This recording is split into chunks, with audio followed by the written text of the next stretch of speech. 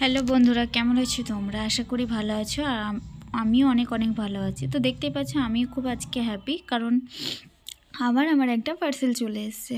তো সেই জন্য আমি চলে আসলাম তোমাদের সামনে সেটাকে আনবক্সিং করতে।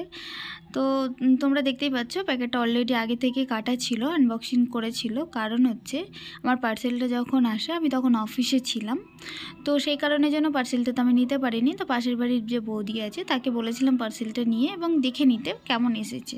তো সেই জন্য প্যাকেটটা আগে থেকে কাটা ছিল। তো পার্সেল এসেছে আর তোমাদের সাথে শেয়ার করব না, সেটা কখনো হয়? তো তারপরে দেখো, আমি এটাকে আনবক্সিং করে বাটনগুলো খুলে আমি পরে নিলাম।